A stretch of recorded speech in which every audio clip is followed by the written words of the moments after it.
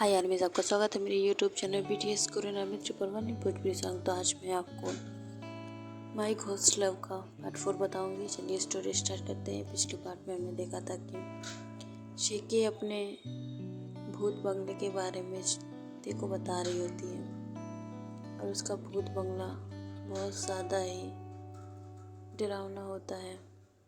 उसमें हमेशा negative vibes आती हैं, जिसे देखकर साफ पता चलता है कि वहाँ पर भूतों का ही वास है। ते जो कि उससे बातें करता है, तभी उसे नीचे से आवाज़ आती है कि आके खाना खा लो।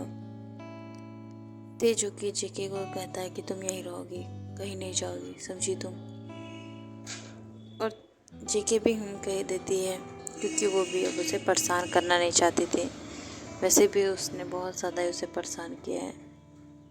और ते जब नीचे जाता है तो डिनर करता है, और डिनर करने के बाद जब ऊपर आता है तो उसे शेकी कहीं नहीं दिखती है। तो सोचता है वो चली गई। तभी उसे शावर की आवाज़ आती है। जब वो उस रूम में जाता है, बाथरूम में जाता है, देखता है शेकी जो कि शावर ले रही थी। जेके जो कि उसे देखकर कुत्ते चिल्लाती है।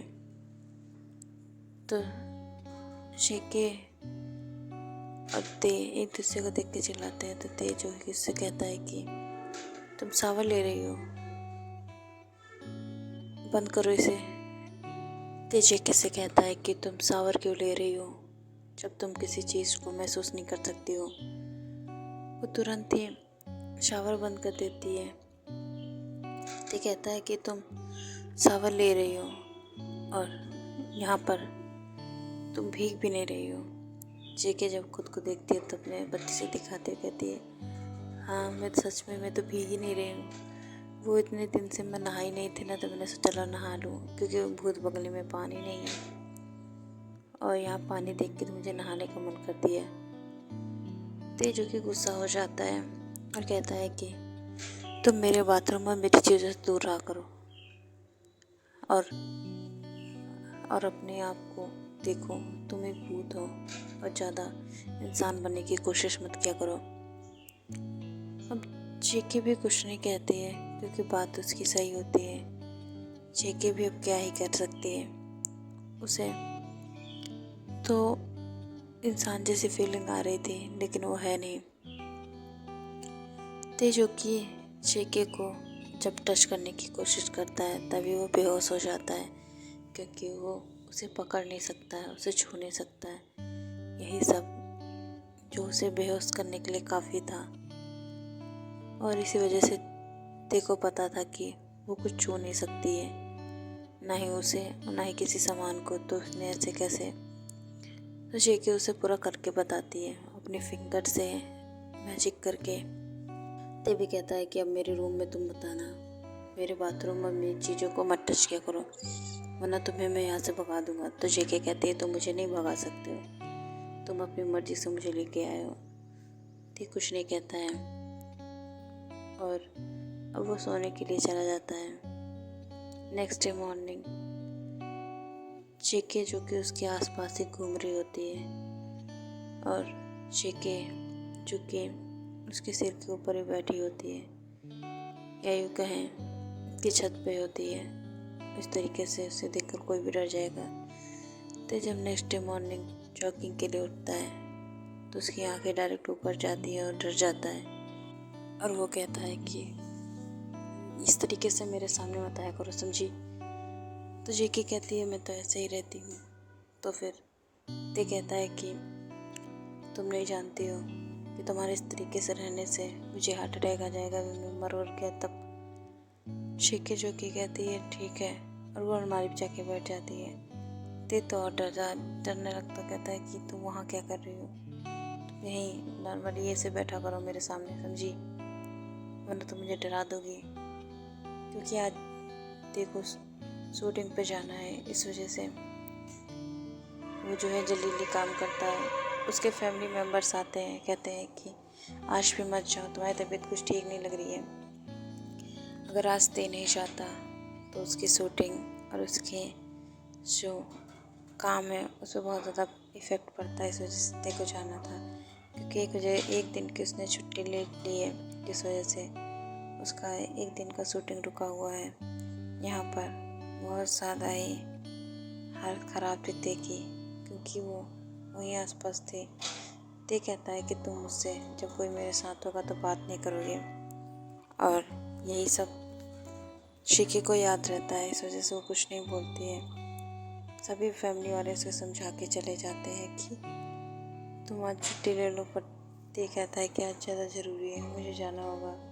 और वो तुरंत नाश्ता करके अपनी कार लेकर शूटिंग स्पॉट पर पहुंच जाता है। ते जो कि बहुत ज़्यादा ही ख्याल रखता है अपनी प्राइवेसी का, इस वजह से उसे कोई पहचान नहीं पाता है। क्योंकि आप लोगों ने पहले ही सुन लिया होगा कि ते को ज़्यादा दिखावा पसंद नहीं है, इस वजह से। और ते शूटिंग के लिए निकलता है, और जब वहाँ पहुँच जाता है तो अपनी वैनिटी में जाता है। वैनिटी में जेके ते ही होते हैं। ते जो कि वहीं बैठा होता है, जेके भी वहीं होती है। तभी डोर लॉक होता है, और उस डोर के बाहर एक लड़की होती है जो कि मेकअप आर्टिस्ट होती है। ते का मेकअप करने आई थी, और वो तुरंत ही जब ते आवाज़ सुनती है जेके, तो तुरंत ही गेट खोल देती है अपने मैजिक से। जेके जो कि इस तरीके से करती है तो ते उसे घूर कर देखता है, कहता है कि तुम पागल हो क्या, तुम्हें किसने कहा था गेट खोलने को, क्या सोचेगी वो। और वो जेके से कहता है कि अब चुप रहना, बिल्कुल कुछ बोलना नहीं, तो अपनी हरकतों से बाज नहीं होगी। और ऐसे ही वो बहुत ज़्यादा ही शौक के अंदर आती है लड़की, कहती है सर आपने दरवाज़ा कैसे खोला, अब तो वहाँ बैठे हैं। तो ते कहता है कि मैंने ही खोला है, और मुझे बहुत ज़्यादा ज़रूरी काम था, इस वजह से मैं यहाँ पे वापस आ गया। वो लड़की कुछ नहीं कहती, क्योंकि ते से आर्गुमेंट करना किसी के भी बस की बात नहीं है।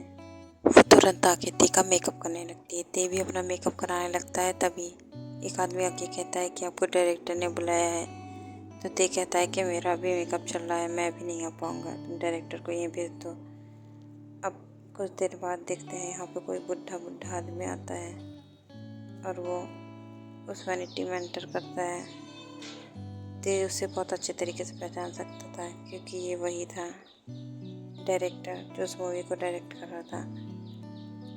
अब ते बिना कोई रिस्पॉन्स कहता है अब बैठ जाइए। जब वो देखता है कि डायरेक्टर वहीं बैठ रहे हैं जहाँ पर जेके बैठी है, तो वो थोड़ा चिल्लाता है कि अरे वहाँ नहीं। तो जेके उड़ के दूसरे कोने में चली जाती है। तो कहता है कि अब आप बैठ सकते हैं, मुझे लगा कोई चीज़ है वहाँ पर। डायरेक्टर भी कुछ नहीं कहते और बैठ जाते हैं। तो ते कहता है कि क्या बात है, क्या बात करनी है आपको। तो डायरेक्टर कहता है कि मुझे बहुत ज़्यादा हिचकिचा रहा था कि आखिर वो कैसे कहे। तो फिर वो अचानक ही कहता है कि आपको मूवी में जो एक सीन है वो करना है। तो ते कहता है हाँ बोलो कौन सा सीन है। ते जो कि कहता है कि ठीक है, क्योंकि वो समझ पा रहा था। तो फिर डायरेक्टर कहता है कि आपको किसिंग सीन करनी है। ते का जो कि चेहरा ही पूरा बदल जाता है, और उसे गुस्सा आ रहा होता है कि आखिर ये क्या, ये तो था नहीं। तो फिर डायरेक्टर कहता है मुझे मत घूरो, मैंने कुछ नहीं किया है, ये सब जिसने स्क्रिप्ट लिखी है उसने किया है। तो फिर अब ये सब जेके भी सुन रही होती है, और वो बहुत ज़्यादा शॉक होती है, लेकिन वो कुछ नहीं कहती है। यहाँ पर ते जब मेकअप करा देता है तो वो बहुत ज़्यादा ही हैंडसम लग रहा था। और ऐसे ही वो जब वहाँ जाता है तो उसके पीछे पीछे जेके भी जाती है।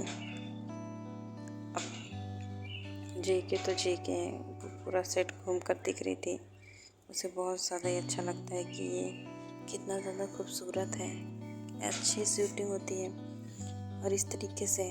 अच्छा, वो ये सब बोल बोल के पूरा सेट देख रही थी। ओके यार, मैं इस पार्ट में एंड करती हूँ। नेक्स्ट पार्ट में जानेंगे कि यार जेके कौन सा कांड करेगी। ओके बाय यार, मैं सरांगे।